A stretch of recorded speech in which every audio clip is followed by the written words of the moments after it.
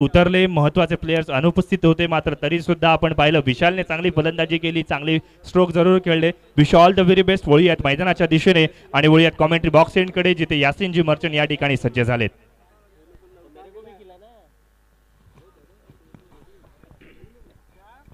धन्यवाद आकाश. सन्माननीय दर्शन वाकडे यांच्या वतीनं आयोजित या स्पर्धेमध्ये अर्थातच श्री अमृतदादा वाकडे चषक 2022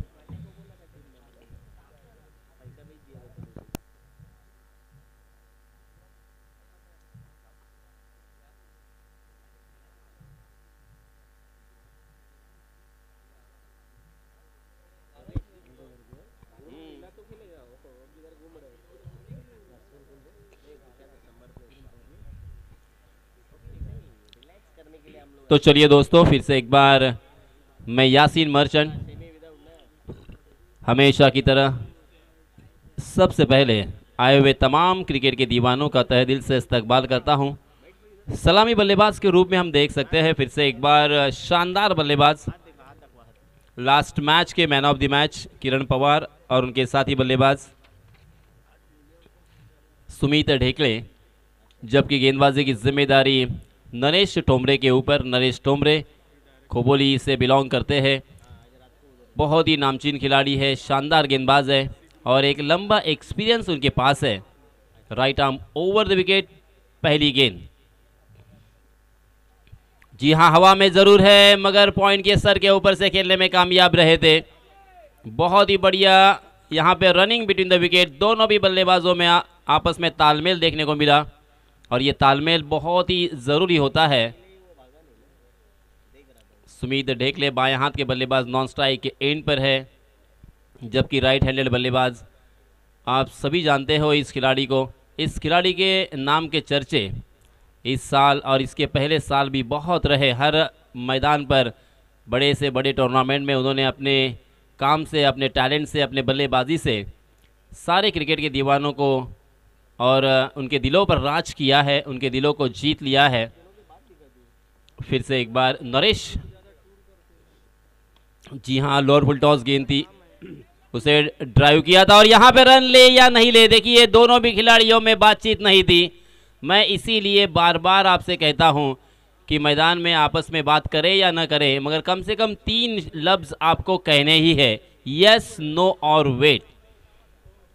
अब यहाँ पे किस्मत का साथ मिला, ऊपर वाले का शुक्रिया अदा किया होगा सुमित ने, क्योंकि सुमित आसानी के साथ यहाँ पे रनआउट हो सकते थे. सुमित जैसे बल्लेबाज को जीवन दान देना यानी अपने ही पैरों के ऊपर कुराड़ी मारने जैसा होगा. सर्वेश 11 दिगोड़ी बनाम किट्टू 11 जय हनुमान फकीरपाड़ा, इस तरह का यहाँ पे नामकरण हमें नजर आता हुआ.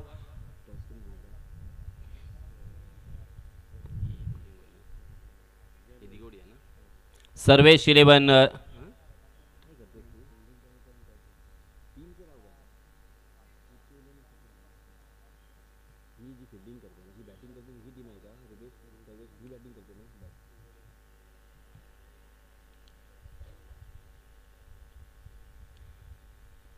जी हाँ, आउटसाइड दी ऑफ स्टंप गेंद और वाइड यॉर्कर करने की कोशिश की. नरेश ठोमरे ने काफ़ी हद तक सफल भी रहे, हालांकि उस गेंद को लेफ्ट किया था, छोड़ दिया था ये समझते हुए कि शायद ये वाइड हो सकती है, मगर इस मरतबा सुमित का अंदाज़ा गलत. बिंदी गेंद के साथ यहाँ पे नरेश ठोमरे ने अपने जलवे दिखाने शुरू किए, मगर इस मरतबा एक ओवर पिच गेंद उनके पाले में थी, स्लॉट में थी और बहुत ही खूबसूरती के साथ उसे हवाई सफ़र करवाई. गेंद लॉन्ग ऑन सीमा रेखा के बाहर 6 रनों के लिए.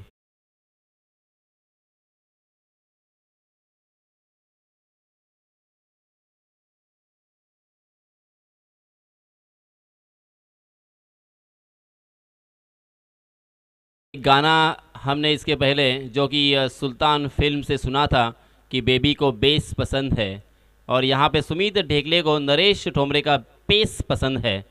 बहुत ही कमाल का ये स्ट्रोक था. जितना ज़ोर से आप गेंदबाजी करोगे उतनी ही ज़ोर से और दूर तक यहाँ पे लंबा छक्का अपने को देखने को मिलेगा.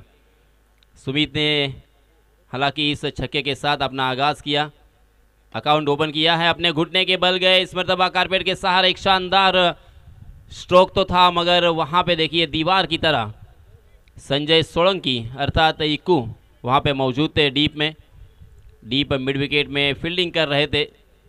मास्टरमाइंड कहा जाता है उन्हें, क्योंकि मैदान में खेलते वक्त बहुत ही शार्प और बहुत ही अच्छे दिमाग के साथ, तेज दिमाग के साथ अनेक कल्पनाएं और उनको एग्जीक्यूट करना बहुत ही अच्छी तरीके से दिखाई देता है। मगर इस मर्तबा यहाँ पे किरण पवार रुकने का नाम नहीं ले रहे हैं। फिर से एक बार गेंद ओवर पिच थी, अपने घुटने के बल गए, अपने ही स्टाइल में, और उनका एक ब्रांडेड स्ट्रोक यहाँ पे देखने को मिला। इस मर्तबा लॉन्ग ऑन सीमा रेखा के बाहर 6 रनों के लिए।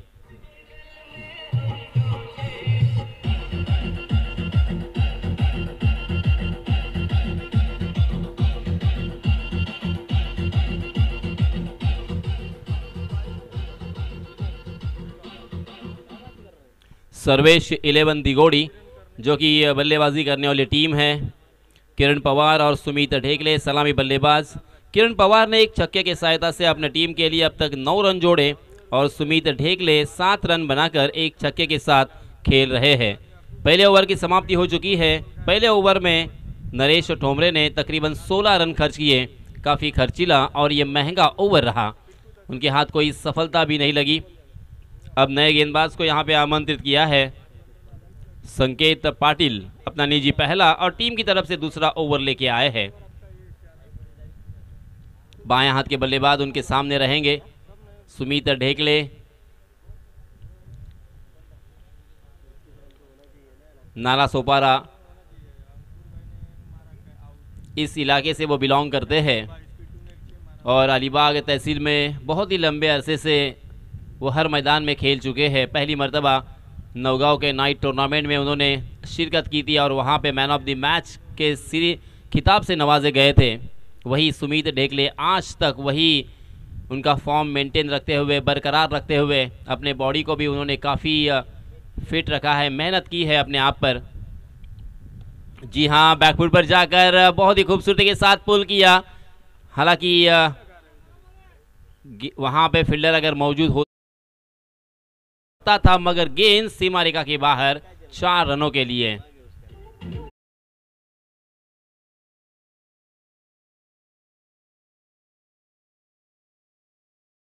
इस मरतबा 30 गज का दायरा यहाँ पे मौजूद है और इसी वजह से 30 गज के दायरे के ऊपर से उन्होंने खेलने की हिम्मत की और कोशिश की, थोड़ा सा रिस्क जरूर उठाया था। फिर से एक बार अपने ही अंदाज में, अपने ही स्टाइल में इस मरतबा मात्र दिशा बदल दी है। डीप स्क्वायर लेग सीमा रेखा के बाहर हवाई सफर करती हुई गेंद 6 रनों के लिए।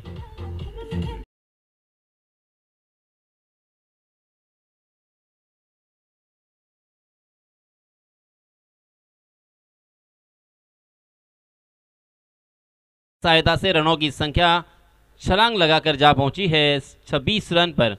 पहली गेंद पर चौका, दूसरी गेंद पर छक्का। अब यहां पे मनोवैज्ञानिक दबाव में गेंदबाज पूरी तरीके से घिर चुके होंगे और इसी वजह से विकेटकीपर अरशद पेंडारी ने थोड़ा सा कुछ कान मंत्र या थोड़ी सी उनसे बातचीत की, सलाह और मशवरा यहां पे करते हुए दिखाई दिए, क्योंकि ये बेहद ज़रूरी होता है। आत्मविश्वास बढ़ाना चाहिए। जी हाँ, इसमें तब अच्छी गेंद थी और फिर से एक बार उसी दिशा में खेलने की कोशिश कर रहे थे, मगर गेंद टप्पा खाने के बाद शायद कुछ ज़्यादा ही कट होकर बाहर की तरफ निकल रही थी।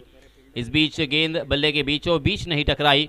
गेंद ने बल्ले का अंदरूनी हिस्सा लिया था और कारपेट के सहारे डीप बैकवर्ड स्क्वायर लेग पर जब तक फील्ड होती तब तक दोनों भी बल्लेबाजों ने अपने छोर बदले और 1 रन यहाँ पे मुकम्मल कर लिया है। 27 रन स्कोर कार्ड पर लग चुके हैं, बिना कोई विकेट, बिना कोई नुकसान। बहुत ही बढ़िया शुरुआत, साझेदारी यहाँ पे पनप रही है। पहले विकेट के लिए साझेदारी यहाँ पे पनपना बेहद ज़रूरी भी था। ओहो, ये देखिए लेग स्टंप छोड़कर खेल रहे थे, ऑफ स्टंप पर सफल होकर खेलने की कोशिश थी और गेंदबाज ने ये पहचान लिया था और परफेक्ट लेग स्टंप पर यॉर्कर करते हुए एक बड़े बल्लेबाज को चलता किया है, उनका खंभा उखाड़ दिया है और अपने नाम ये पहला विकेट भी दर्ज किया है। Very well done.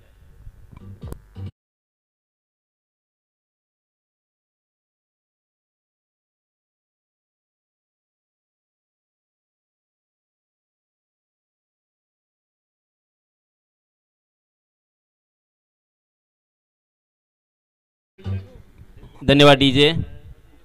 9965 FZ, 7908 Splendor, 1402 Splendor, 1188 Access, 6224 Ntorq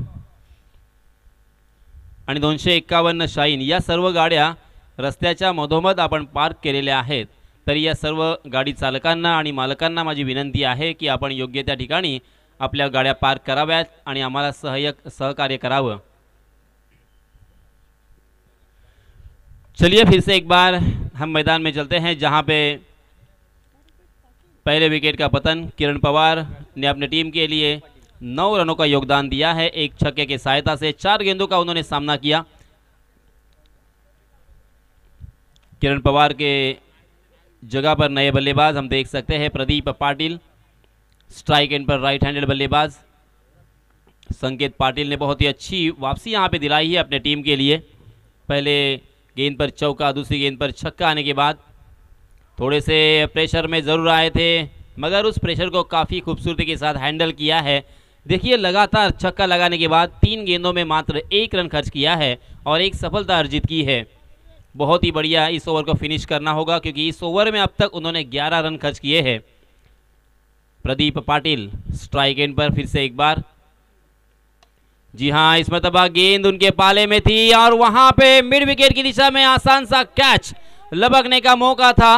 उनके हाथों को ब्रश करके गेंद सीमा रेखा के बाहर दर्शक दीर्घा में 6 रनों के लिए।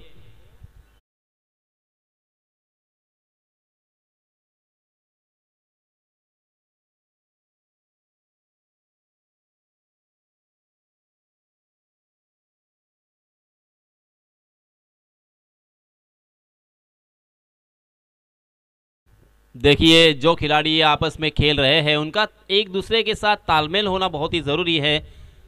उसी के साथ आपके रिश्तों में भरोसे के साथ साथ एक दूसरे के ऊपर, हालांकि एक दूसरे के लिए यहाँ पे खेलना बहुत ही ज़रूरी है। कैच लपकने का मौका था, अगर यहाँ पे कैच लेते तो ये मैच के लिए और अपने टीम के लिए बहुत ही बेहद और सुखकारक होता। रिश्तों में भरोसा और मोबाइल में नेटवर्क ना हो तो फिर लोग गेम खेलने लगते हैं। इस बीच मैं फिर से एक बार याद दिलाना चाहूँगा, 2 ओवर की समाप्ति हो चुकी है। पहले ओवर में 16 रन, दूसरे ओवर में 17 रन। कुल मिला के 2 ओवर की समाप्ति के बाद रनों की संख्या हो चुकी है 33 run, 33 run on score card. फिर से एक बार नरेश ठोमरे आए हैं अपना निजी दूसरा और टीम की तरफ से तीसरा ओवर लेके। पहला ओवर खासा महंगा था, हालांकि 30 गज का दायरा मौजूद था और इसी वजह से उन्होंने 16 रन खर्च किए थे और उनके हाथ कोई सफलता भी नहीं लगी थी। बायां हाथ के बल्लेबाज सुमित के बल्ले से 2 छक्के और एक चौका हमें देखने को मिला था। कुल मिला के 18 रन बनाकर वो खेल रहे हैं इस मरतबा स्ट्राइक एंड पर।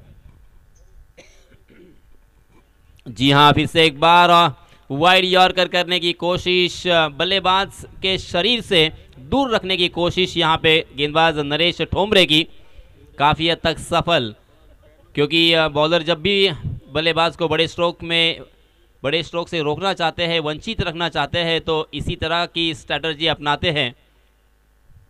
जी हाँ, फिर से एक बार यॉर्क करने का प्रयास किया, मगर उसे खोद कर खेला था, लोअर फुल टॉस बनाकर खेला था, मगर उसे एलिवेशन नहीं दे पाए।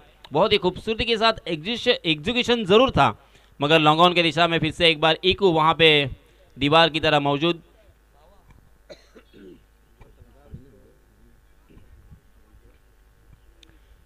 इस बीच 1 रन दोनों भी बल्लेबाजों ने मुकम्मल कर लिया है। 34 रन स्कोर कार्ड पर लग चुके हैं और सुनील गावस्कर जी की याद यहाँ पे ज़रूर ताज़ा होती हुई, क्योंकि अंतर्राष्ट्रीय क्रिकेट में भारतीय टीम के ज़रिए से उन्होंने जो शतक बनाए हैं वो नंबर है 34।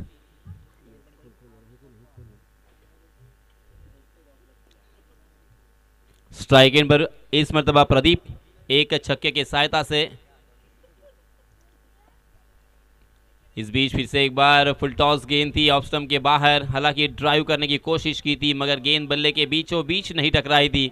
फिर से एक बार गेंद ने हालांकि निचला हिस्सा लिया और गेंद लॉन्ग ऑफ की दिशा में ईगू के पास जब तक फील्ड होती 1 रन लेने का मौका।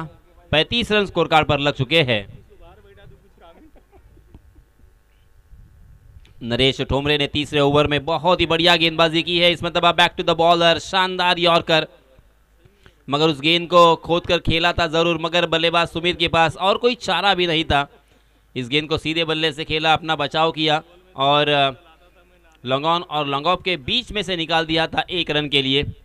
इसी तरह की अगर गेंदबाजी करते रहेंगे तो यहाँ पे बल्लेबाजों के ऊपर लगाम लगाने की कोशिश जो उनकी हो रही है उनमें कामयाबी ज़रूर मिलेगी, क्योंकि अब तक बल्लेबाजों को रोक के रखा है, थामे रखा है। जी हाँ, शानदार यॉर्कर फिर से एक बार। देखिए ये आसान नहीं होता, इसके लिए मेहनत करनी पड़ती है, इसके लिए अपने आप को खपाना पड़ता है, इसके लिए जुनून और जज्बात के साथ प्रैक्टिस भी करनी पड़ती है, तभी ये कला, आप कला के ऊपर महारत हासिल करते हो। और इसी तरह की गेंदबाजी और यॉर्कर करने के लिए ये गेंदबाज जाने जाते हैं। उन्होंने सोचा समझा कि यहाँ पे बल्लेबाजों को अगर बड़े स्ट्रोक से वंचित रखना है तो इसी अस्त्र का इस्तेमाल करना होगा।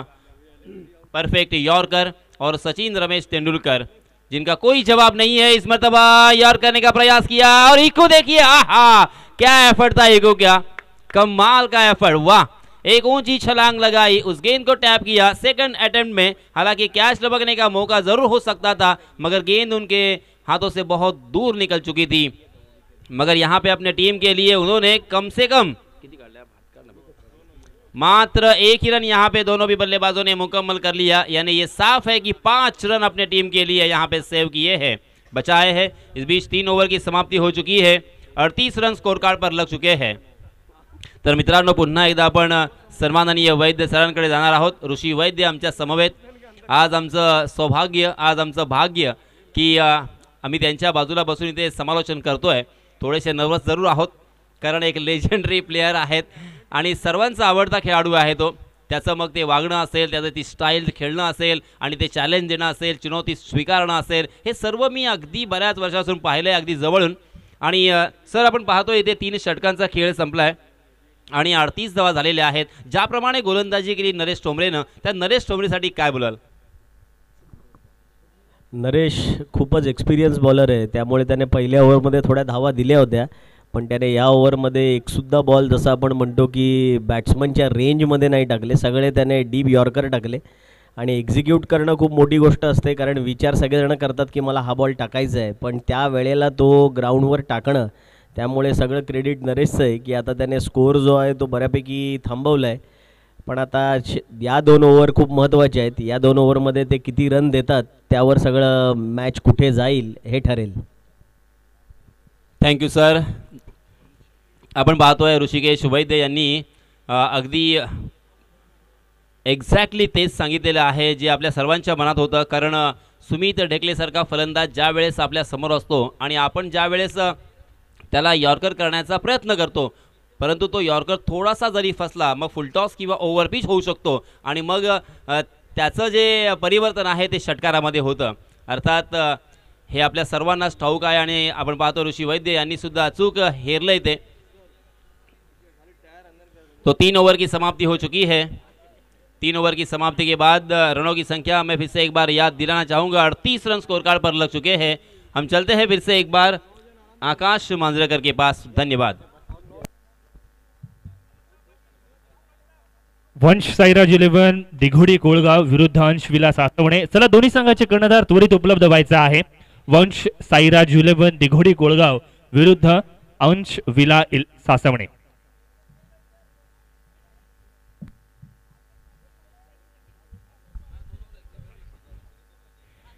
आपण पाहतोय 2 चांगले संघ यावेळेला एकमेकांसोबत लढतात। जरूर एका बाजूला आपण पाहिलं तर अर्थातच सर्वेश 11 दिघोडी, दुसऱ्या बाजूला कितू 11 फकीरपाडा संघ एकमेकांसोबत लढतायत, झडतायत। वर्चस्वाची लढाई आहे आणि स्वतःला सिद्ध करण्याची हीच ती वेळ आहे, यासाठीची जगदोजहद मैदानावरती आहे। आपल्यासमोर आपण आपल्यासोबत बघितल्यानंतर ऋषिकेश दादा जरूर आपल्यासमोर जोडले गेलेले आहेत, त्यांच्यासोबत आपण नक्कीच बोलणार आहोत, चर्चा करणार आहोत। आजकालचं क्रिकेट ऋषीदादा आपण जर बघितलं ना तर फार वेगळं आहे। आता मात्र सोशल मीडियाचा आणि अगदी त्याच वेळेला आधुनिकतेचं क्रिकेट मैदानावरती आलंय आणि त्याचा एक्सपोजर खरंच किती आहे याबद्दलची चर्चा आपण ऋषीदादांसोबत नक्कीच करणार आहोत। दरम्यान बोलूयात मैदानाकडे। शॉर्ट पिच चेंडू आहे, या वेळेला मात्र फ्लॅट आहे, फ्युरियस आहे, फंटास्टिक आहे, षटकार आहे।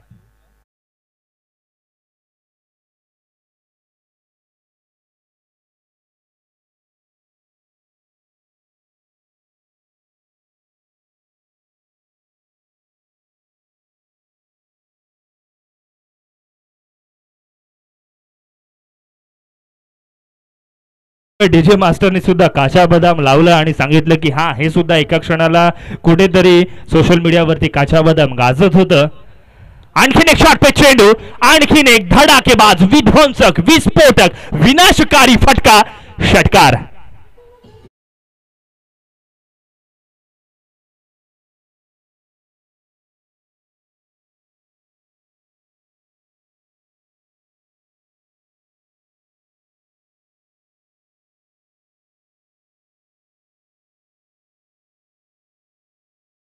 ढेकळ्याला तुम्ही शॉर्टपिच चेंडू टाकत राहा, तो पुल करत राहील, कनेक्ट करत राहील आणि दिवसभर तो षटकार मारू शकेल. त्याच्यासाठी हे काही नवीन नाही आहे. कमालीची फटकेबाजी, धावफलकावरती 50 धावा जमा झाल्यात प्रथम फलंदाजी करताना किट्टू 11 फकीरपाडा संघाच्या खात्यामध्ये.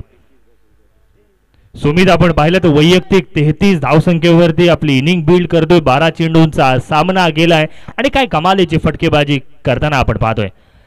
आहा, यावेळेचा चेंडू चांगला अपस्टंपच्या बाहेर जाणीवपूर्वक ब्लॉक होल पद्धतीचा चेंडू, फुलर लेन पद्धतीचा यॉर्कर चेंडू या ठिकाणी आपण पाहतोय. चांगलं कमबॅक आहे. एकेरी धाव आली आहे, स्ट्राईक रोटेट झालेली आपण पाहतोय. स्ट्राईक एंडवरती प्रदीप पाटील आपण पाहतोय. प्रदीपच्या बॅटमधून सुद्धा एक षटकार आपण जरूर पाहिलाय. मात्र अशाच पद्धतीच्या अधिकच्या फटक्यांची गरज असणार आहे, कारण घोडं मैदान जवळ आलंय. 4थं षटक मैदानावरती प्रगती पथावरती आहे. 51 धावा देणगी धावफलकावरती जमा झाले असं म्हटलं तरी हरकत नाहीये. 51 ऑन अ स्कोरबोर्ड. कौतुक करावं लागेल गोलंदाजाचं, हुसेनचं. चांगल्या पद्धतीचं कमबॅक त्यांनी जरूर केलंय. 2 षटकार आल्यानंतर मात्र चांगला चेंडू या ठिकाणी टाकला गेला. कनेक्शन चुकलंय, मात्र चेंडू खाली क्षेत्ररक्षक पोहोचलाय. यावेळेला मात्र टॉप एज फलंदाज बाद.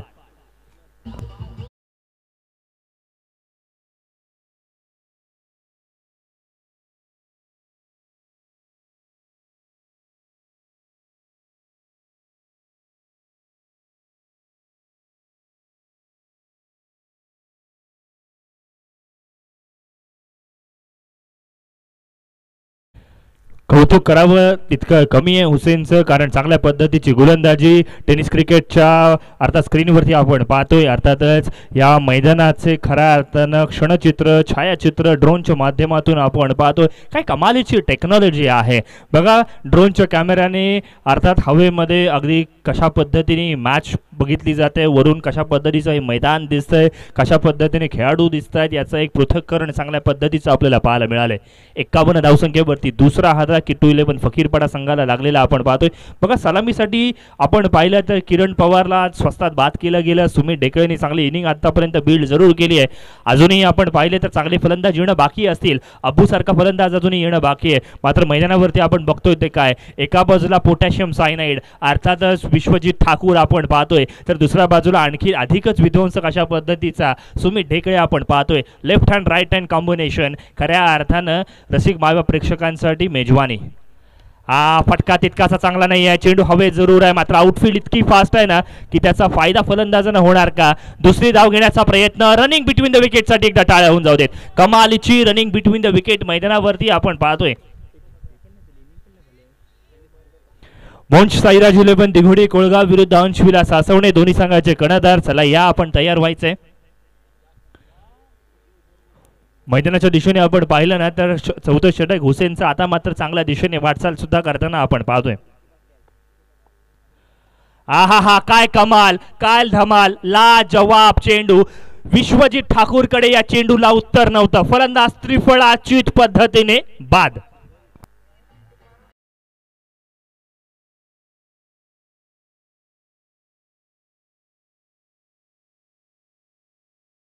एक विषय जरूर चालू होता. आजचं जे क्रिकेट आहे ना त्यांना सोशल मीडियाचं मदत आहे. आजच्या क्रिकेटला यूट्यूबची मदत आहे. आणि खरंच हे क्रिकेट त्यामुळे इतकं वरती चाललंय का, किंबहुना प्रसिद्धी तेवढी मिळते का, यावरती तुमचं काय मत असेल. तू म्हणतो तसं आता सोशल मीडिया तर खूप ॲक्टिव्ह आहे. सगळे लोक, तू प्लेयर्स बघशील तर प्रत्येकाचा अकाउंट आहे, ते चालवणारे लोक आहेत, वेगवेगळ्या गोष्टी आहेत. पण आमच्या काळामध्ये किंवा माझ्या आधीच्या काळामध्ये जेव्हा प्लेयर खेळायचे ना, तेव्हा मैदानावर लोक त्यांना बघायला यायचे आणि ते लोक त्यांना प्रसिद्ध करायचे. आज असं झालेलं आहे की प्लेयरला स्वतःला प्रसिद्ध करावं लागतं. हा फरक आहे. कारण आमच्या वेळेस जेव्हा आम्ही संतनू गायचोर म्हणा किंवा उमेश मांजरेकर म्हणा, यांना बघायला जायचो तर आम्हाला बघायला पण त्यांना लोकांच्या पायाच्या मधनं बघावं लागायचं, ही स्थिती होती, एवढी गर्दी असायची.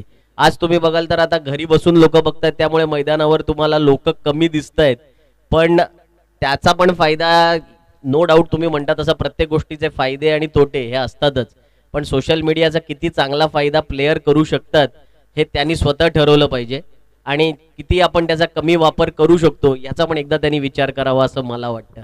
नक्कीच सर, चांगला पॉईंट ऑफ व्ह्यू या ठिकाणी केला आणि म्हणूनच का होईना एक्सपर्ट ॲडवाईज आपल्याला यासाठीच म्हटलं जातं. बघा, नाण्याचे दोन पैलू असतात, ते दोन्ही पैलू सांगितले की चांगली बाजू काय आणि वाईट बाजू काय आहे. कमालीचं या ठिकाणी आपल्याला कमेंट पाहायला मिळाली मैदानावरती. आता मात्र ओळीयात आपण जिथे गोलंदाजी मार्कवरती समर्थ कडू या ठिकाणी सज्ज झालाय स्ट्राईक एंड वरती. अर्थात आपण सुमित ढेकळेला पाहतोय, left handed batsman versus left handed bowler, ही रायव्हलरी मैदानावरती आपण अनुभवतोय. यावेळेला पहिला चेंडू खोलवर टप्पाचा चेंडू जरूर आहे. क्षेत्ररक्षक त्या ठिकाणी बॅकवर्ड स्क्वेअर लेगला तैनात करण्यात आलाय. एक धाव जरूर मिळणार आहे. 54 ऑन स्कोरबोर्ड, 54 धावा धावफलकावरती लागल्यात. पाचवं षटक, अंतिम षटक, निर्णायक षटक मैदानावरती प्रगती पथावरती आहे. यासिन सर, आपण जर बघायला गेलो ना, विचार केला होता की या मॅचमध्ये केवळ चौकार षटकार बघायला मिळतील, तर ते तसं नाही आहे. या मॅचमध्ये चांगली गोलंदाजी सुद्धा आपल्याला बघायला मिळते, हे कौतुकास्पद आहे. आहा, कमाल, लाजवाब, धमाल, धडाकेबाज फटका, षटकार.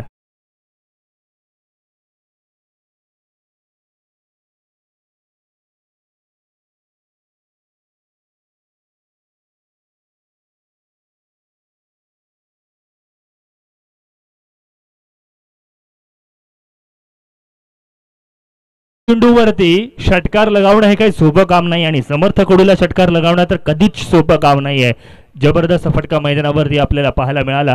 रूम बनवलाय बघा, चेंडू अगदी फुलरलेली पद्धतीचा होता, त्याला जागा बनवली आणि तदनंतर मात्र त्या चेंडूला जागा दाखवली सुद्धा.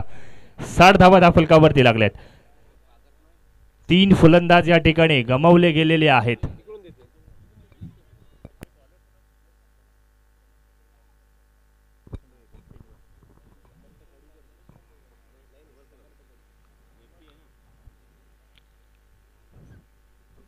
आपण पाहतो थोडासा रनअप मध्ये बिघाड झाला आणि तदनंतर मात्र क्षेत्ररक्षणाची व्यूहरचना पूर्णपणे बदलली आहे. गोलंदाजांनी आपली बाजू बदलली आहे, मात्र अक्षयने आपली बाजू अजिबात नाही बदलली. Marvellous, magnificent, magical sixer on साइडच्या दिशेने 6 धावा.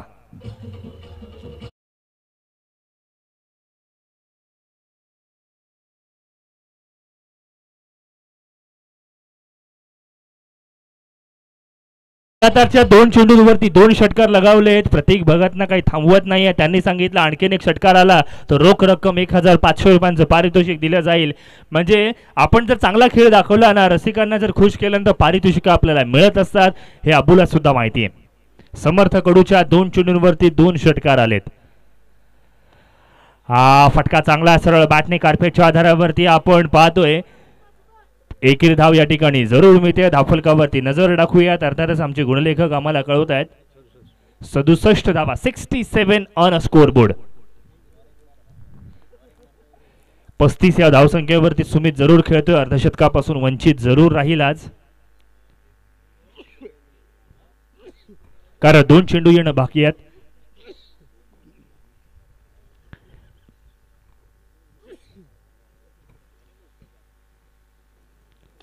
सरळ बॅटने खेळण्याचा प्रयत्न, चांगली गोलंदाजी आहे. बघा फलंदाज कसा आहे ना, त्या प्रकारची गोलंदाजी केली जाते. कदाचित समर्थ कडू आणि अक्षय पाटील यांची जास्त ओळख भेट नाहीये, त्याच्यामुळे अक्षयला कशी गोलंदाजी करावी हे माहिती नाहीये. मात्र सुमित ढेकळेला कशी गोलंदाजी करावी ना, हे अर्थातच समर्थ कडूला माहिती आहे आणि त्याच प्रकारची ही गोलंदाजी मैदानावरती चालू आहे.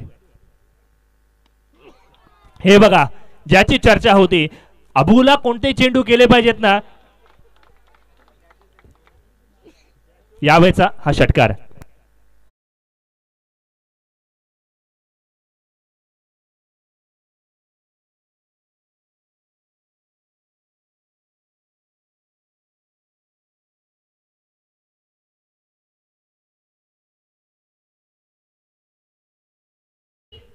बघा ऋषी सर, या कॅचचं महत्व फार असणार आहे. शेवटच्या चेंडूवरती ही कॅच सुटली आहे. 6 धावा एका संघाला दिल्या गेल्या आहेत. त्या 6 धावा वाचवता आल्या असत्या. धावा फारशा नाही आहेत 5 षटकांमध्ये, जिथे प्रतिस्पर्धी संघासमोर इतकं आव्हान आहे. तर ह्या कॅचचं महत्व किती असेल? ओव्हर तुम्ही बघाल तर कधी पण म्हणजे साधी गोष्ट असते. शेवटचा चेंडू आणि पहिला चेंडू ह्या 2 गोष्टी नेहमी महत्त्वाच्या असतात. की तुम्ही जर ओव्हर चांगली टाकली तर त्याला संपवणं पण तेवढंच महत्त्वाचं असतं. त्यामुळे आता ही 6 किती भारी पडते हे मॅच संपता संपता आपल्याला कळेलच.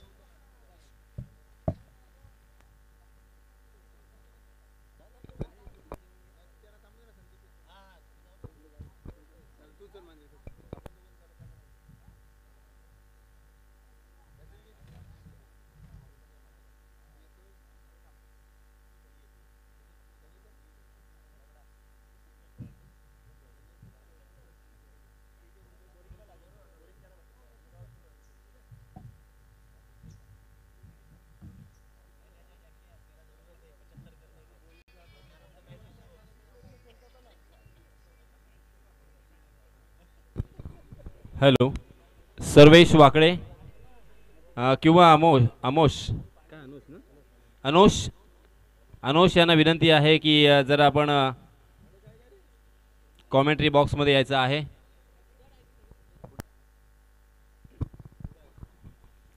अनोश वाकडे, माझा आवाज आपल्यापर्यंत पोहोचला असेल तर आपण सर्वेश पण गेला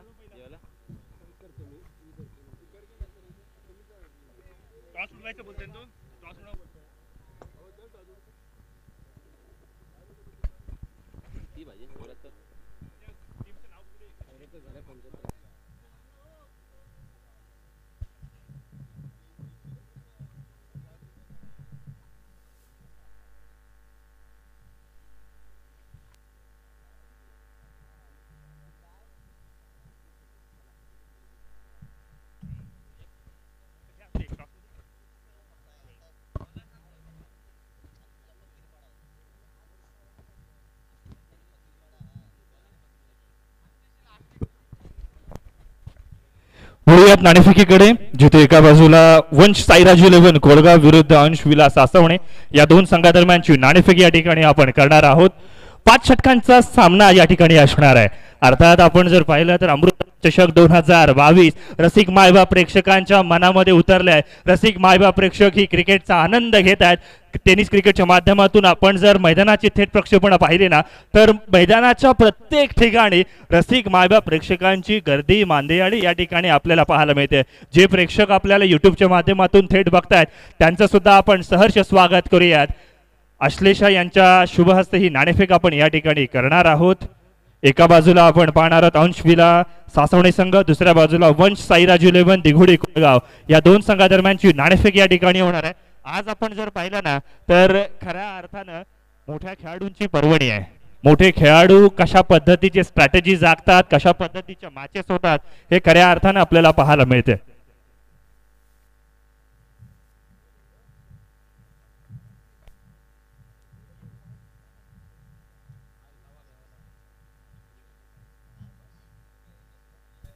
चला, दोन्ही संघाच्या कर्णधारांनी यायचं आहे. आपण पाहतोय अंश्लेषा दर्शन वाकडे यांच्या शुभ हस्ते अर्थात ही नाणेफेक या ठिकाणी केली जाणार आहे.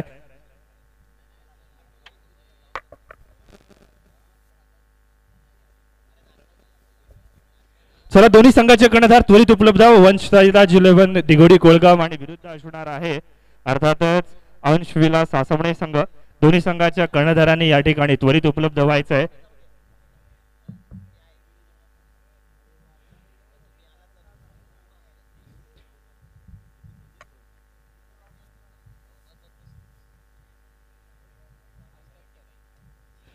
नाणेफेक या ठिकाणी होणार आहे.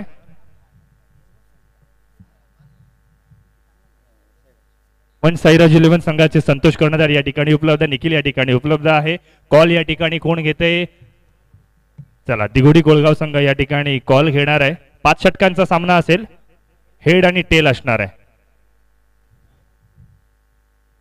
हेड कॉल केला आहे, हेड पडलेला आहे. नाणेफेकीचा कौल जिंकलाय. प्रथमतः काय स्वीकाराल? डिस्कस करून सर ताबडतोब डिसिजन घ्यावा लागणार आहे.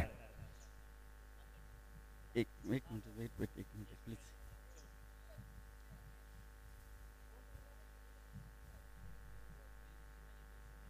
बॉलिंग नाणेफेकीचा कौल चांगला आहे. क्षेत्ररक्षण या ठिकाणी दिलं जातं. आपण पाहतो क्षेत्ररक्षण स्वीकारलंय. दोन्ही कर्णधारांना कॅप या ठिकाणी दिले गेले. Wish all the very best. वळूयात कॉमेंट्री बॉक्स एंडकडे.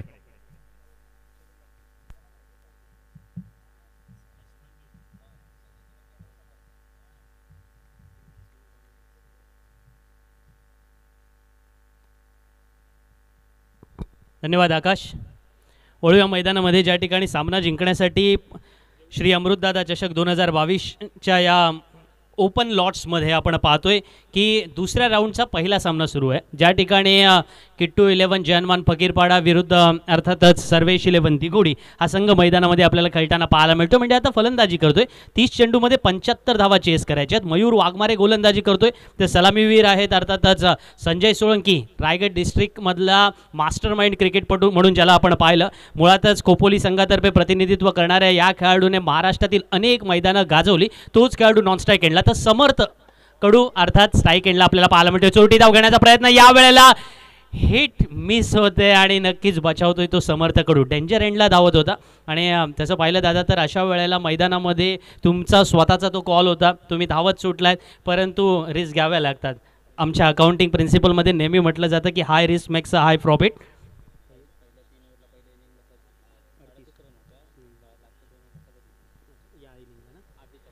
पहिल्या इनिंगमध्ये जर आपण खेळ पाहिला अर्थातच जयनमान फकीरपाडा संघाचा किट्टू 11 पुरस्कृत, तर या संघाने पहिल्या 3 षटकात 38 धावा जमवल्या होत्या, पण शेवटच्या 2 षटकात ज्या प्रकारे 37 धावा टोकल्या त्यामुळेच ही धावसंख्या इथपर्यंत पोहोचले.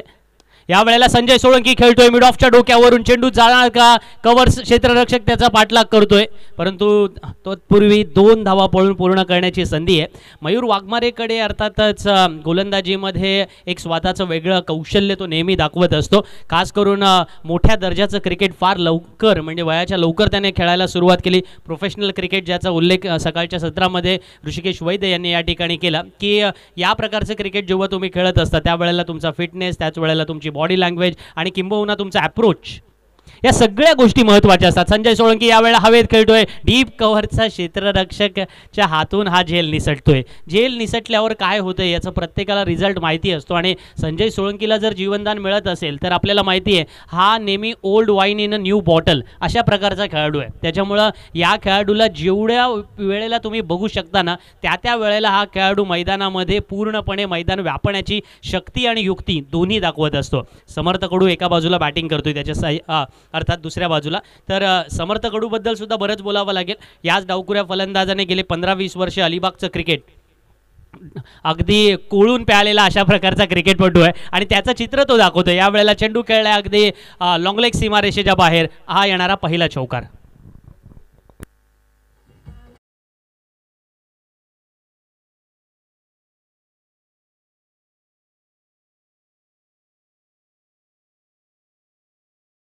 मध्ये आपण पाहतोय जवळजवळ 5व्या-6व्या स्टंपला येऊन हा चेंडू खेळायचा बॅकवर्ड स्क्वेअर लेग आणि अर्थात लॉंग लेग सीमारेषेच्या मधून. यावेळेला फुल टॉस बनवून खेळलाय. चेंडू येतोय तो सरळ लॉंग ऑफ सीमारेषेच्या बाहेर. दणदणीत दे धक्का घे छक्का.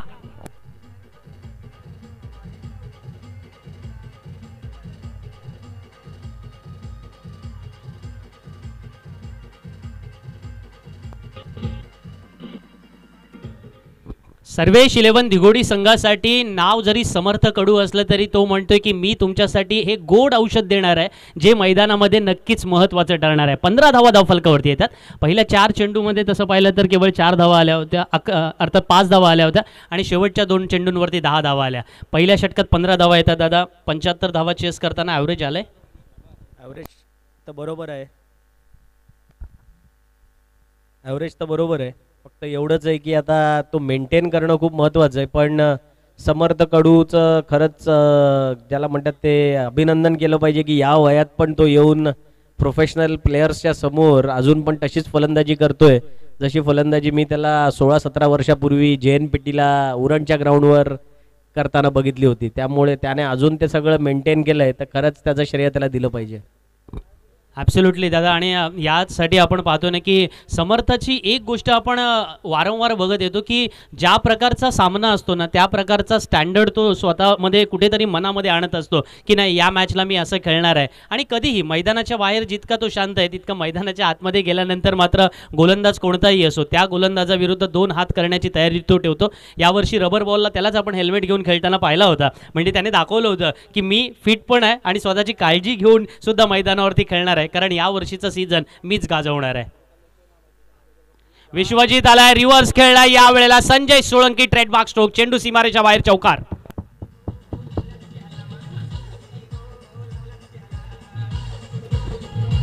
Thank you very much DJ master.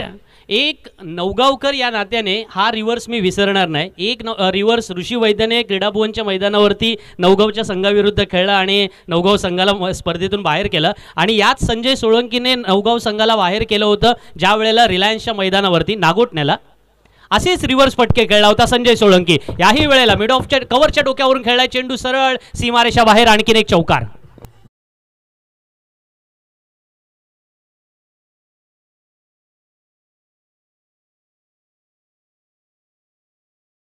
Master Vishwajit सारखा चांगला खेळाडू मैदानामध्ये आलाय, ज्या खेळाडूने अनेक वर्ष सातत्याने आपलं स्वतःचं नाव आणि दर्जा सिद्ध केलाय. पण नेहमी म्हटलं जातं ना की ज्या वेळेला tough challenges makes you more tough असं जे म्हटलं जातं तेच या वेळेला संजय सोळंकीने दाखवलंय. अशा प्रकारचं क्रिकेट तो कळून प्यायलेला आहे आणि आजही तो तेच दाखवतोय. या वेळेला हा फटका प्री डिटरमाइंड स्ट्रोक होता. चेंडू बहुधा बराचसा लागला आहे संजय सोळंकीच्या. पाणी घेऊन गेलात मैदानात तरी चालेल. मी आमच्या व्हॉलेंटियर्सना विनंती करेन की आपण मैदानात पाणी घेऊन जायचं आहे. आपण पाहतो की अलीकडच्या काळामध्ये असे काही अनोखे फटके खेळले जातात आणि पॉवर प्ले आहे ज्या कारणास्तव क्षेत्रव्यूह आपल्याला फैलावलेला नसल्या कारणाने त्याचा फायदा उठवता येईल का यासाठी संजय सोळंकी मैदानात आहेत. पण बघा स्पोर्ट्समनशिप बघा, सर्व खेळाडूंचे जवळ जात आहेत, संजय सोळंकीची विचारपूस करत आहेत, त्याला दुखापत झाली नाही ना याच्याबद्दल ही माहिती घेत आहेत. मला वाटतं ग्रामीण क्रिकेटने याही गोष्टी थोड्या आनंदाने घेतल्या पाहिजे, कारण या स्वीकारल्या पाहिजेत. आपण पाहतोय संजय कशा पद्धतीने हा चेंडू किती जोरात लागला आहे. तो अगदी कानावरती हा चेंडू आदळला आहे आणि इतक्या वेगाने विश्वजित ठाकूर ज्या वेगाने गोलंदाजी करतो ना, आपल्याला हे जर टी व्ही स्क्रीनवरती जर तुम्ही बघत असाल किंवा मोबाईल स्क्रीनवरती बघत असाल तर तो चेंडू खूप स्लो येतोय असं वाटेल, परंतु ज्या वेगाने विश्वजित ठाकूर गोलंदाजी करत असतो, विकेट कीपर विकेटच्या किती पाठीमागे उभा आहे बघा आणि राकेश प्रभू उभा आहे पाठीमागे. त्याच्यामुळे ज्या वेळेला ठाकूरचा हा स्पीड किती असेल. याही वेळेला फुल टॉस बनवून अर्थातच वेगात पुन्हा एकदा चेंडू टाकला होता. हे मात्र क्रिकेटमधलं बऱ्याच गोष्टी शिकण्यासारख्या असतात. आपण पाहतोय विश्वजित ठाकूरला माहिती आहे की खेळाडू दुखापतग्रस्त आहे किंवा नाही, तो दॅट इज हिज मॅटर. या वेळेला मात्र आपल्याला चेंडू बीट करायचा आहे किंवा फलंदाजाला नामोहरण करायचं आहे, रोखावं लागेल त्याला. आणि क्रिकेटमध्ये सामदाम दंडभेद या पद्धतीने तुम्हाला वागावंच लागतं. 1.4 षटकांचा खेळ संपलाय, 24 धाव फलकावरती, 4-4-0-1 हे पृथक्करण विश्वजित ठाकूरच्या गोलंदाजीचं. पण समर्थ कडूला जो 7 चेंडू 13 धावांवर खेळतोय, संजय सोळंकी जो 3 चेंडूंमध्ये 11 धावांवरती खेळतोय आणि विश्वजित ठाकूर प्रयत्न करतोय ही जोडी ब्रेक करण्याचा. जेव्हा सामना जिंकण्यासाठी सर्वेश 11 दिगोडी संघाला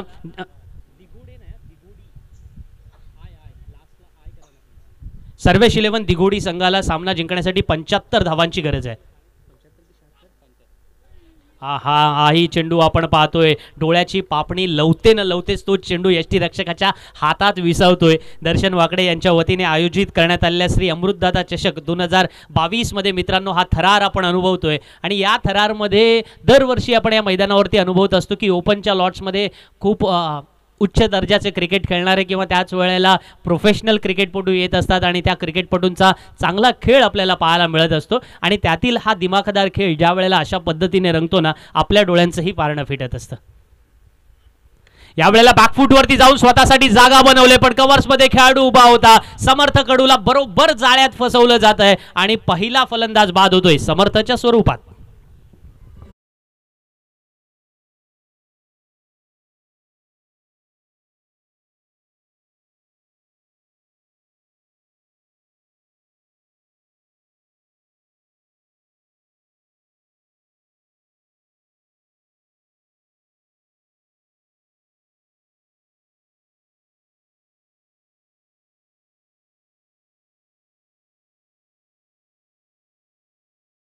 डीपला आपण पाहतोय डीप कव्हरला क्षेत्ररक्षक तैनात केला गेला होता. विश्वजितने जाणीवपूर्वक अर्थातच ही चाल रचली होती.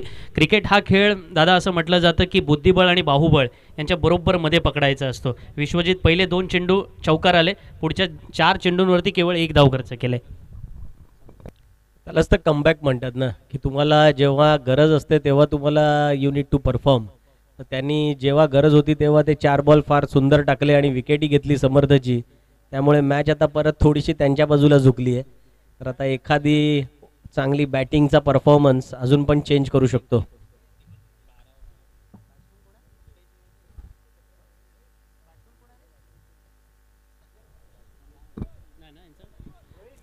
सर्वेश 11 दिगवडी आपला एक रिप्रेझेंटेटिव्ह समालोचन कक्षामध्ये पाठवायचा आहे आपण. सर्वेश 11 दिगवडी संघाला ही विनंती असेल. नक्कीच दादा तुम्ही ज्या कमबॅकचं वर्णन केलं मला वाटतं आता इथून पुढे सुद्धा मोजावं लागेल, कारण 17 पूर्ण म्हणजे 17च्या सरासरीनं 75 धावा बनवायच्या होत्या, 24 धावा आल्यात म्हणजे 10 धावांनी कमी आहे.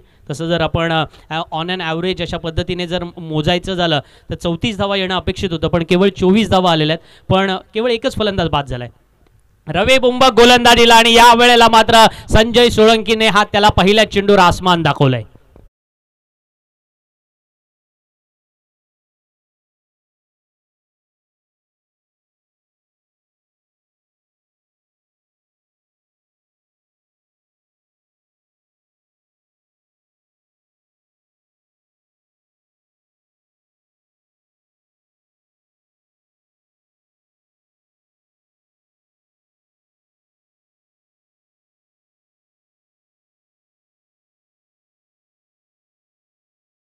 पहिल्या चेंडूवरती संजय सोळंकेच्या बॅटमधून ज्या प्रकारचा फटका आलाय ना, आज मैदानामध्ये ज्या ताकदीने आपण खेळणार आहोत ना, ती ताकद संजय सोळंके दाखवतोय. संजय सोळंकेच्या बाबत या प्रकारचे परफॉर्मन्स बघत असताना आणि समालोचन करत असताना काही वेळेला संजय सोळंकेच्या त्या बॅटिंगच्या प्रेमात सुद्धा आम्ही पडतो आणि वाहून जात असतो, असं मला कधी कधी वाटतं. नवीन फलंदाज यज्ञेश नॉन स्ट्राईक एंडला उभा आहे.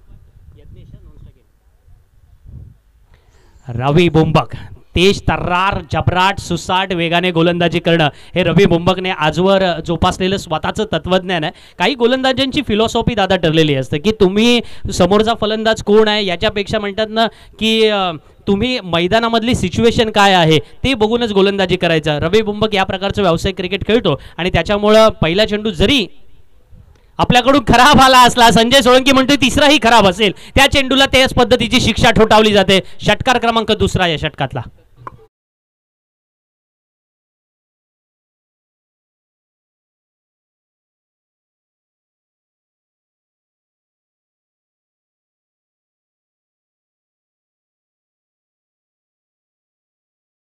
मास्टर मला आठवतंय पालीच्या मैदानावरती ज्या वेळेला डिंगडॉंग पुणा किंवा प्रतीक 11 पुणे या संघाला पराभूत करण्यासाठी वरद विनायक संघाचा कर्णधार म्हणून संजय सोळंके जेव्हा मैदानात उतरायचा त्यावेळेला तो एक गोष्ट नेहमी म्हणायचा की पुणे संघ हरू शकतो आणि त्याला आम्ही हरू शकतो.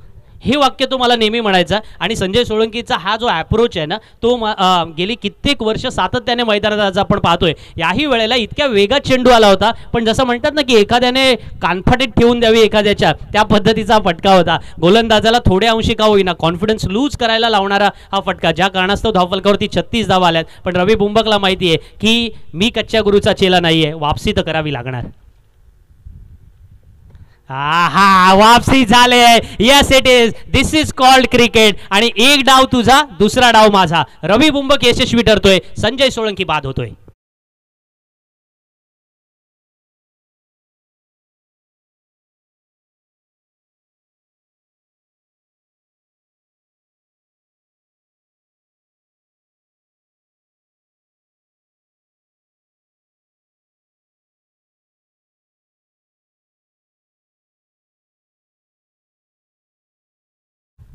संजय सोळंकीच्या चेहऱ्यावरची निराशा आपण पाहिली. अर्थातच ज्या प्रकारचा हा चेंडू आला होता, षटकार डॉट देन षटकार आणि पुन्हा एकदा विकेट. रवी बुंबक विरुद्ध संजय सोळंकी अर्थातच रंगलेला सामना आपण मित्रांनो पाहिला.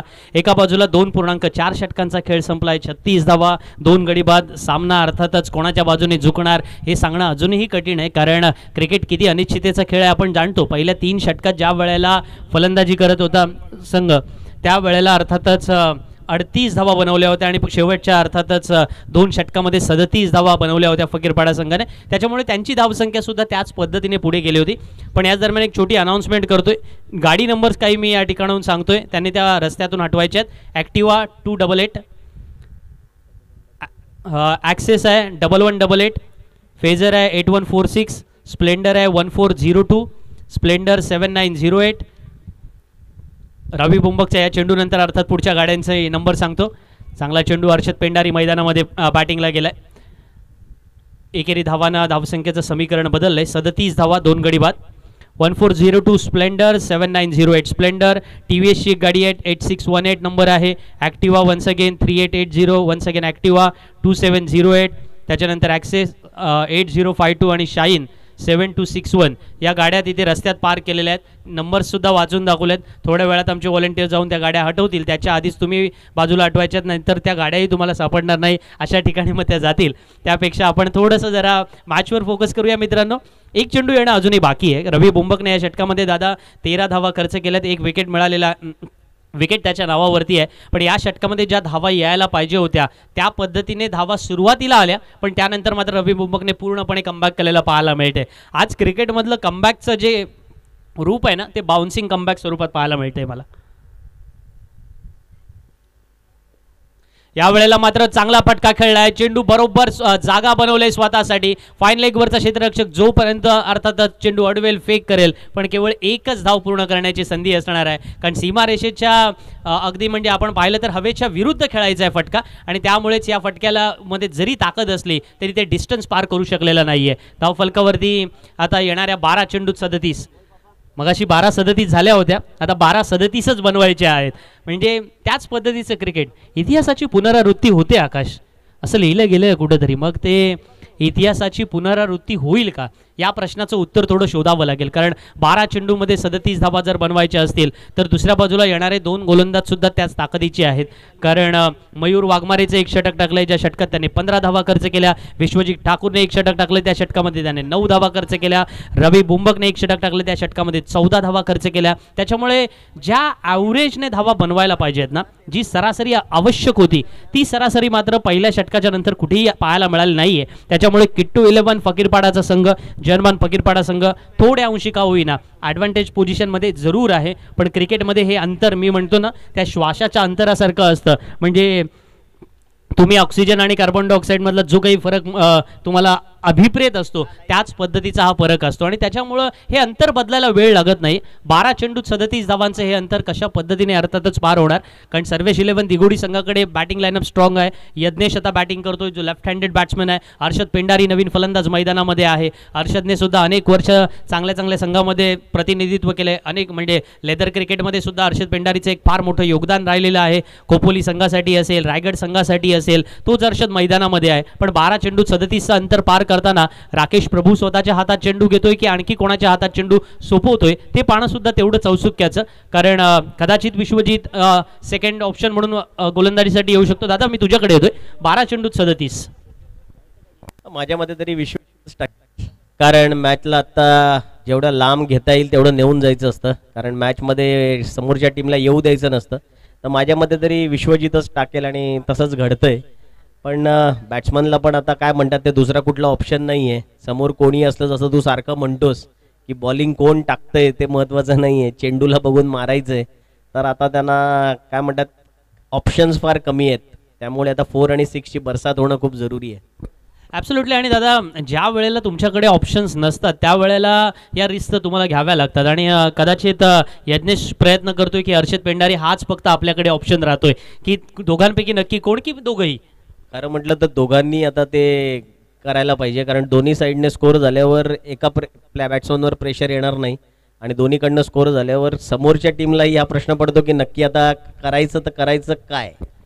दादा एखादं उदाहरण असं की 12 चेंडूमध्ये 37 धावा आणि त्या पूर्ण झाल्यात, म्हणजे 12-40 वगैरे ज्या वेळेला आपण पाहतो त्यावेळेला मला साधारण आठवतंय की आपण गोरेगावच्या मैदानामध्ये ज्या वेळेला खेळतो त्यावेळेचं वेगळं क्रिकेट असतं. असं ओपन ग्राउंड असेल तर त्यावेळेला आणखीन वेगळं असतं. पालीच्या मैदानावरती आमची कंडिशन्स वेगळी असते. तिकडे अलीकडे आपण जर ठाणे किंवा पालघर यामध्ये गेलो तर तिथे सीमारेषा जास्त दूरवर तैनात असतात. परंतु जशी मैदानाच्या डायमेन्शन्स आहेत, त्यानुसार खेळणं मला वाटतं आवश्यक टाकतं. पण इतक्या वेगाने चेंडू येत असेल, तो आवाज आपल्यापर्यंत पोहोचत असेल, तर मला वाटतं त्या चेंडूवरती नजर बसवणं आणि त्याच वेळेला तो फटका खेळणं फार कमी वेळ असेल खेळाडूकडे. वेळ कमी असतो, पण तुला त्याच वेळेमध्ये तर तू करू शकलास तर तू बॅट्समन होतोस ना. कारण तुला शेवटी पर्याय तोच आहे की त्याने टाकलेल्या बॉलला योग्य वेळी कनेक्ट करणं. That is the most important part.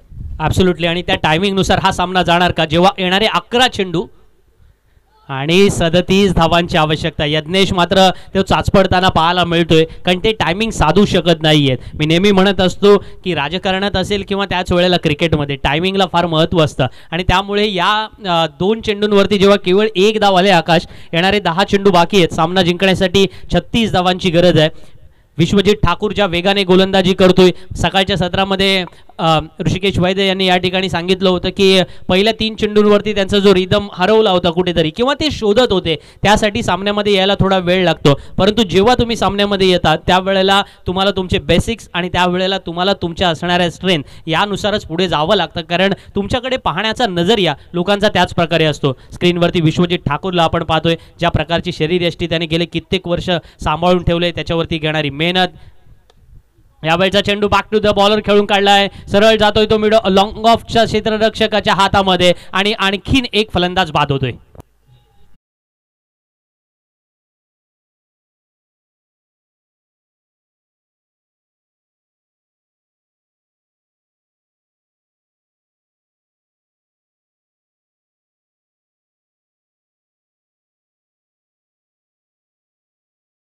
Sir, toss चालू असताना अक्षय म्हात्रेंनी सांगितलं होतं की आम्ही आमच्या खेळाडूंना ओळखतोय. 75 ते 80 धावा जर पहिल्या बॅटिंग करताना आमच्याकडनं झाल्या ना, तर आम्ही चांगला खेळ प्रदर्शित करू शकू. त्यामुळे क्रिकेटमध्ये एक ना संज्ञा वापरली जाते, नो युअर ॲबिलिटीज. तुमच्याकडे असलेलं ॲबिलिटीज तुम्हाला जर माहिती असतील ना, तर तुम्ही त्यांचा योग्य वेळेला योग्य वापर जर केलात ना, तर एक चांगली मॅच होऊ शकते. आणि त्याचंच एक पृथक्करण आज आपण मैदानावरती अनुभवतोय. ॲब्सोल्युटली आकाश. आणि म्हणूनच या ॲबिलिटीज जर तुम्हाला लवकर ओळखता आल्या असतात त्या बऱ्या असतात. कारण बऱ्याच जणांना काय होतं, वयाच्या 30मध्ये गेल्यानंतर दादा कळतं की यार मला खूप चांगलं गाता येत होतं, तेव्हा हातात माईक घेतला असतं बरं झालं असतं, गायक तरी झालं असतो. किंवा काही जणांना वाटत असतं, बऱ्याच गोष्टी आहेत, पण अर्थात क्रिकेटवरती फोकस करूया. विश्वजित ठाकूरने या वेळेला मात्र स्लोअर वन केलाय. आखूड टप्प्याचा चेंडू जाणीवपूर्वक आणि फलंदाज आणखीन एक बादून परततोय पावल्यांमध्ये.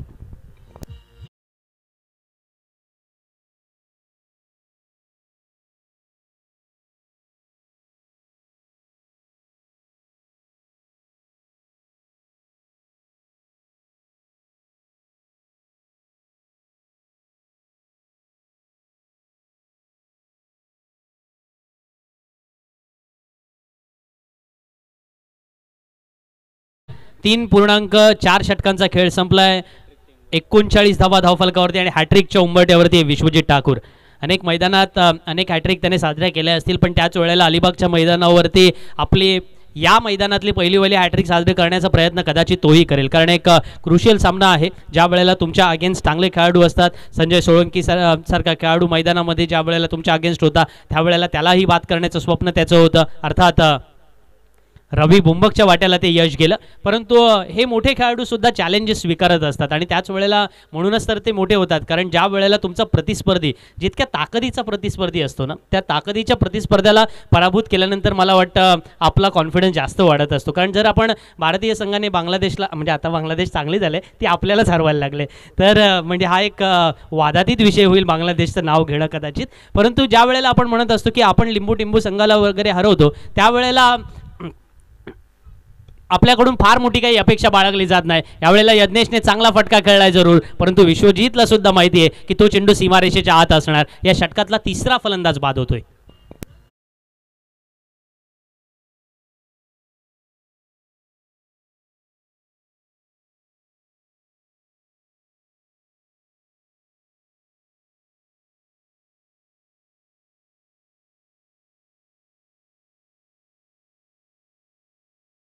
चेंडू येणं बाकी आणि सामना जिंकण्यासाठी तब्बल आता आपण पाहतोय 35 धावांची आवश्यकता असणार आहे, कारण 40 धावा धावफलकावरती. त्यामुळे या षटकामध्ये Vishwajit Thakur, one and only Vishwajit, एक व्ही फॉर विक्ट्री असं म्हटलं जातं आणि त्यावेळेला व्ही फॉर विश्वजित तोच ती विक्ट्री घेऊन आलेला आहे. अशा पद्धतीचं चिन्हही त्याने निर्माण केलं.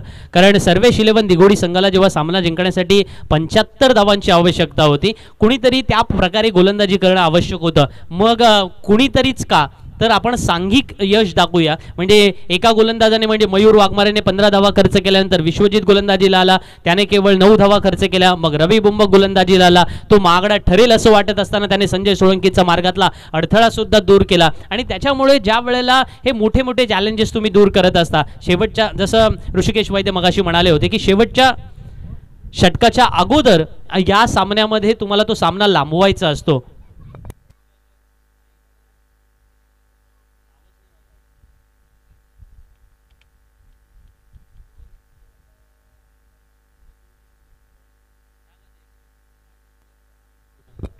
पाच चेंडू येणं बाकी, सामना जिंकण्यासाठी 34 धावांची आवश्यकता. अशा प्रकारचा सामना म्हटल्यानंतर अर्थातच सासवण्याच्या मैदानावर बऱ्याच वेळेला असे धक्कादायक निकाल आकाश लागलेले आपण पाहिलेले आहेत. पण या सामन्यामध्ये पूर्णपणे आपण पाहतोय ना, प्रतिस्पर्धी संघाला चारी मुंड्या चीत करण्यासाठी राकेश प्रभू अँड कंपनीने जे प्लॅन अगोदर आखले होते ते त्याचं एक्झिक्युशन फार सुंदर प्रकारे झालं. आणि म्हणूनच या सामन्यामध्ये पूर्णपणे मनोज भोईर यांचा अर्थातच संघ किट्टू 11 जयनमान फकीरपाडा संघ दुसऱ्या सामन्यातून विजयाची परंपरा कायम करण्याचा प्रयत्न करण्यापासून आता केवळ अर्थातच 3 चेंडूने दूर आहे. कारण राकेश प्रभू गोलंदाजी करतोय. राकेश हा एक फार मोठा क्रिकेटपटू आहे, ज्या क्रिकेटपटूने ज्याचा उल्लेख मगाशी सुद्धा मी केला होता की सुप्रीमो ही महाराष्ट्रातीलच नव्हे तर भारतातील एक दर्जेदार टेनिस क्रिकेट स्पर्धा ओळखली जाते. आणि त्या स्पर्धेतील पहिला 4 व्हीलर विनर आमच्या बाजूला बसला, हे आमचं अहमभाग्य ऋषिकेश वैद्य. आणि त्यानंतर दुसरी 4 व्हीलर अर्थातच ज्यांनी मिळवली होती तो राकेश प्रभू आपल्याला मैदानात पाहायला मिळतोय. यानंतर सुद्धा राकेश प्रभूने फार चांगलं क्रिकेट खेळलं. अनेक ठिकाणी मॅन ऑफ द सिरीज किंवा त्याच वेळेला मुंबईच्या लेदर क्रिकेटमध्ये सुद्धा, मुंबई प्रीमियर लीगमध्ये सुद्धा त्याने आपला करिश्मा दाखवला. पण दादा, अनेक स्पर्धा खेळत असताना तुम्ही मैदानात तुमचा ॲटिट्यूड कशा पद्धतीने ठेवता, असं त्या प्रकारे तुमच्याकडे जेंटलमन म्हणून ओळखलं जातं. आज तुम्ही तो जपलेला आहात. मला आशा आहे की येणाऱ्या काळात सुद्धा टेनिस क्रिकेटर अशा प्रकारेच cricket is the game of gentleman म्हणून त्याला अनुसरून बिहेवियर राखतील. तू म्हणतोस तस त्याप्रमाणे खरं म्हणजे प्रत्येक प्लेअरला आता विचार केला पाहिजे. कारण सोशल मीडियामध्ये भरपूर फॅन्स आहेत, फॉलोअर्स आहेत. त्यामुळे तुम्ही कसं वागता त्याच्यावर थोडंसं व्यवस्थित लक्ष देणं जरुरी आहे. आणि त्याच्यातूनच समोरची मुलं पण शिकत असतात. ॲब्सोल्युटली. आणि म्हणूनच या सामन्यामधून जे काही शिकलोय आपण ते घेऊन चालूया पुढे की फकीरपाडा संघ विजयी ठरतोय. त्यांचं हार्दिक हार्दिक अभिनंदन. फकीरपाडा संघाचं मी अभिनंदन करतो. आणि यानंतर आमच्या DJ मास्टरकडे वळतोय. Man of the match announce करणार आहे, पण तत्पूर्वी एक छोटीशी अनाऊन्समेंट. गाडी गजू अंबरनाथ कोळी, आपली गाडी शाहीन गाडी तिथे मध्ये लावलेली आहे, जरा बाजूला पार्क करायची आहे. तोपर्यंत DJ मास्टरकडे वळूया.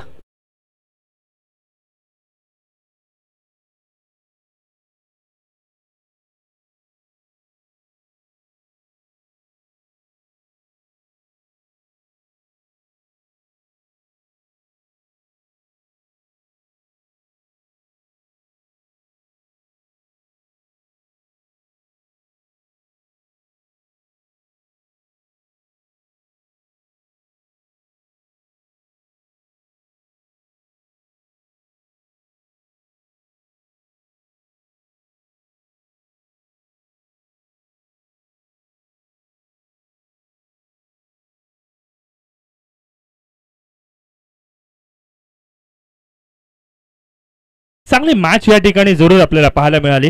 बघा, एक गोष्ट बघण्यासारखी होती किट्टू 11 फकीरपाडा संघाची, ते म्हणजे त्यांच्या क्षेत्ररक्षकांचा जो आविर्भाव होता ना, तो कमालीचा होता.